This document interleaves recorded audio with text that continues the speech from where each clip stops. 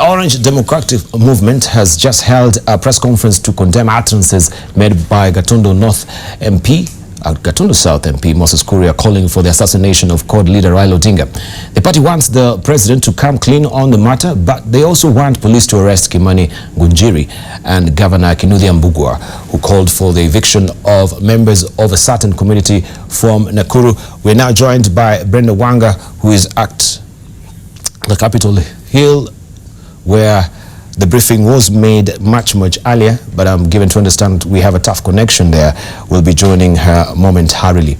Of course, that particular press conference we saw earlier was in light of what also the National Cohesion and Integration Commission had said earlier regarding inflammatory statements that were actually uttered by Moses Kuria and Bahati counterpart Kimani Ngunjiri over hate speech. And of course, as we're getting towards a general election, it's very key what our leaders, they utter, should actually make the country cohere rather than be divisive statements. Right, moving on to other stories right now. We go, I'm given to understand we have our own phone right now. Good afternoon, Brenda Wanga. If you can hear me, give us a lowdown of what you've learned from there.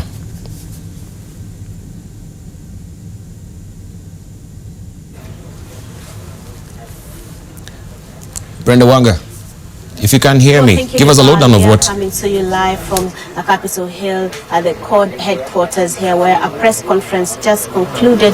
The press conference addressed by a cross MPs and political leaders from the CORD coalition, their attention focused on utterances attributed to Gatundu South MP Moses Kuria at an event over this weekend, where he is alleged to have called for the assassination of the former Prime Minister Raila Odinga, and CORD supporters, CORD MPs asking the government to act swiftly on these threats to the life of the Prime Minister. Now, those who address the press are also calling to attention what they say is a simmering political tension that is being created by their Jubilee counterpart, calling actually to attention the fact that over the weekend when the Prime Minister was in Nakuru, a gang of youth led by area MP and allegedly enjoying the support of the area governor did try to force their way into a venue of the meeting that was being addressed by the former Prime Minister.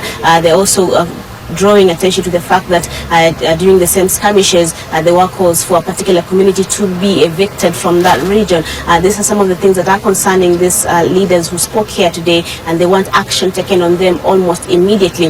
Now, they have given the President and the Inspector General of Police 24 hours to take action on these allegations, these threats to the life and safety of the former Prime Minister, failure to which they say they will be moving and they will be marching to the IG's office on Thursday to demand for direct answers. In this press conference also, the leaders that spoke here were calling the President to attention and telling him that he is failing in his role to act as a uniting or unifying factor in the country. They say that the fact that the President is elected means that he needs to serve everybody across the divide, the political divide, the ethnic divide.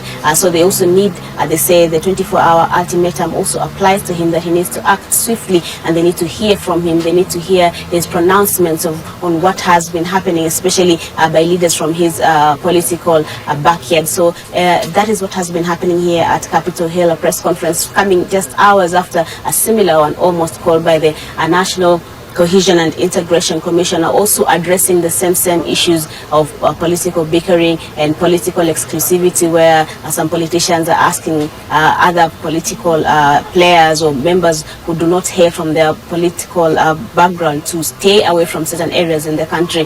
Both parties claiming that this is a threat to national unity and needs to be nipped in the bud before we get to the 2017 general election. Back to you. Many thanks indeed, Brenda Wanga.